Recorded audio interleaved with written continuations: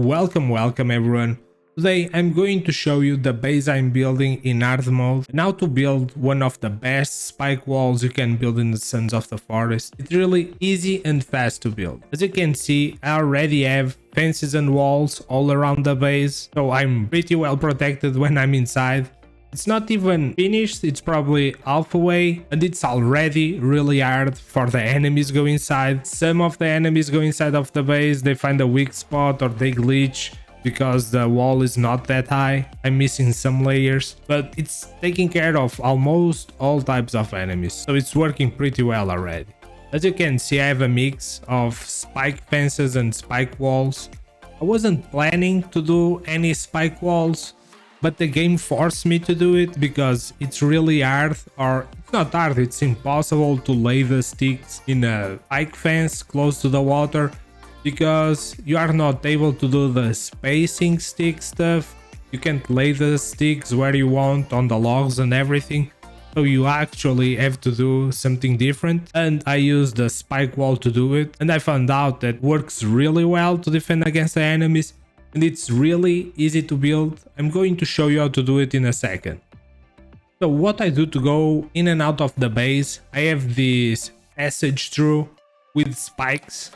If you work the left side here, you are not damaged, so it's pretty easy to go in and out. You just have to be careful. If you step a little bit to the right, you get stabbed by the spikes and you don't want to do that. It works pretty well. If the enemies chase you, they just get grinded on the spikes. They normally can follow the path like you, so they just get destroyed. And it's missing one layer, so it's going to be much better because some of the enemies go on top of the spikes because it works like another level for them, so they glitch and get on top of the spikes. They end up dying anyway, but it's not perfect, so I'm just missing one layer here, and then it's going to be fantastic. And it works really well if you don't want to do a gate. If you want to do like an entrance like this and you don't want to have big walls that stop your vision to the outside, you can do like a little maze like this, like S shape or something, and you can go in, and when you change the path, when you are doing the curve, the enemies are going to smash against the spikes and they are going to get slaughtered. So if you don't want to do a big wall with big gates,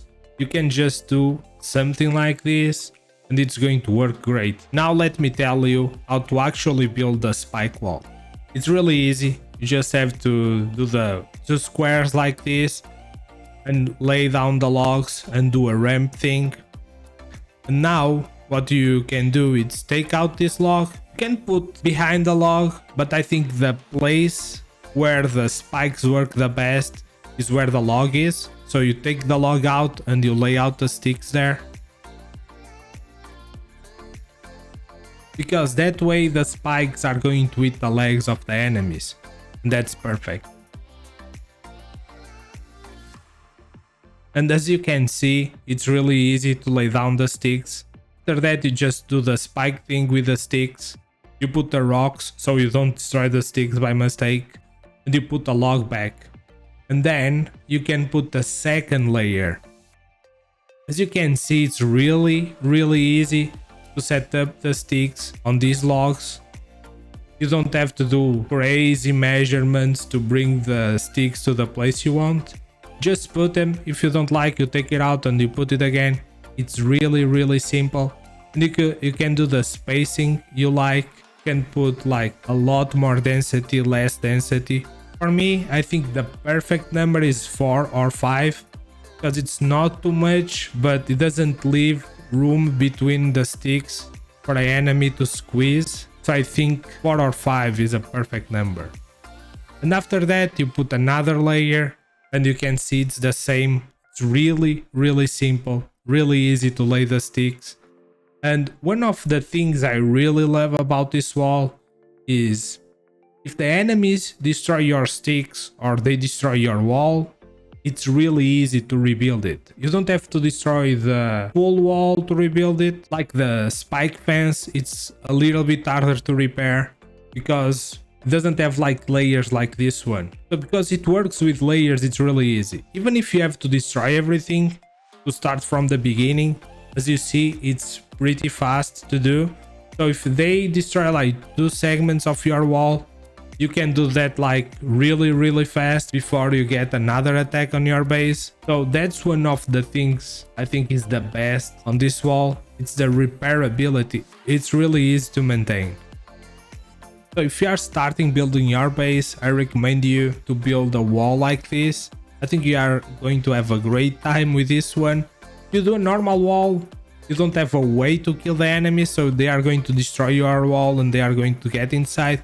With one like this, they are going to get destroyed when they are trying to get close to it. And even if they destroy it, they die on the process and you can rebuild it really fast again. You are set to success. Now let me show you the base. I'm going to show you where I am, what my plans are for the base, what I want to build, and my plans to defend everything. And if you guys want to leave me some ideas, leave them on the comments to try them out, to see if they work, how they work. So yeah, feel free, leave some ideas in the comments and I may use them. So as you can see here in the GPS, I'm on the starter side of the island. I say it's the left side. When you look at north, if you follow the river that comes from the beach, you end up where I am right now. It's a little lake. I think this spot is great, at least in my opinion. It's not the easy spot because there is like 4 enemy camps around. We are close to some roads, so we are going to have some enemy encounters. But that was my objective, to test a base, to have some encounters, have a lot of enemies around. So to see how long we can survive with this base. But the good thing about this lake is really easy to get fish. And another thing is it doesn't freeze during the winter. This is one of the lakes that you have water all year. So you need a less layer of defense because it's a natural defense against the enemies. They don't swim, they drown. So it's a really nice place to be. I built like the zip lines that take me to the higher spots, so we can use this to get some wood. I don't know if you guys know how to build this, how to use this, what are the functionalities of the zip lines, but I'm going to show in case if you don't know. You can connect a rope with your rope gun from a log to another log far away. Just have to be careful because it's not endless. You have a limit of distance, so you have to be careful with that. But you just connect one point to another, a log like the one I did here, and you connect to another construction. You can even do it to a tree, but if you take the tree down, you are going to lose your zipline. The good thing about this is you can send logs through the zipline. It makes it really easy to get logs from far away to your base. You can actually build like the log storage sink below the zipline when it finishes, and you get almost all of the logs inside of the storage when they reach the point. And the other great thing about the zipline, you can travel to that spot really fast. You are running from enemies. If you have a supply place that you want to get fast, like every now and then to collect supplies, you can do a connection of zip lines to that place. It works really great. So it's something that I will advise you to build. If you have a base that is like in the valley like me, it's really nice. I have a plan to build a few more zip lines to the other higher places to get wood and travel fast, and even do like a connection of multiple zip lines to travel around the island really fast. It's a really easy way. For example, if you want to get to the beach really quick for whatever reason, like to get oysters or get rocks during the winter, you just do a connection of zip lines and you can just travel really fast to those places. And what I just set up in the base was some drying racks for the fish. Just build a couple of fish traps. Every now and then you go there, grab the fish, you can cook them or put them on the drying rack, and you'll have an endless supply of food. I don't know if they are going to give you fish in the winter, but even if they don't, if you have a just nice supply of fish stored in the drying racks, are going to be more than well set for the winter. And in this spot it's really good. Sometimes you get some deer walking around, and that's a really nice source of food and some leather too, and they actually kill themselves on your spike, so we are going to have like free food all the time. And there is a lot of squirrels around. Even inside of the base it's really easy to get food. In the winter it's probably going to be a little bit harder, but when the sun is shining it's really easy to get some squirrel. So now let me show you a little bit more of the base and some of the plans. As I was telling you before, I still miss some layers of the walls. On the place I used to go in and out of the base, we are still missing a layer of spike fences that are going to make the defense much better. And other than that, I'm going to build some towers. I already have one here almost ready.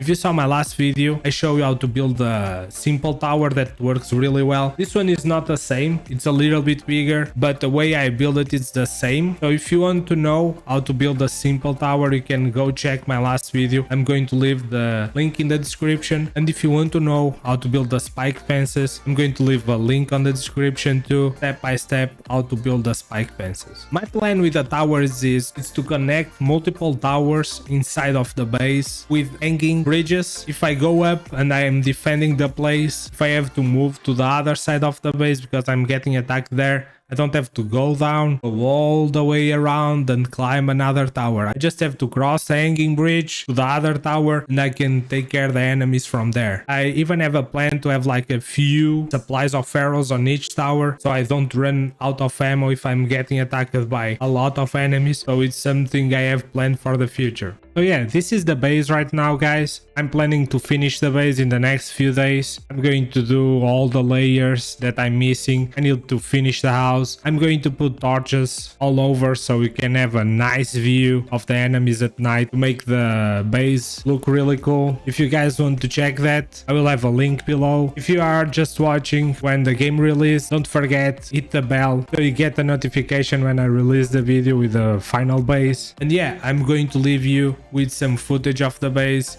I hope you enjoyed the video and I hope I'll see you in the next one. Bye bye.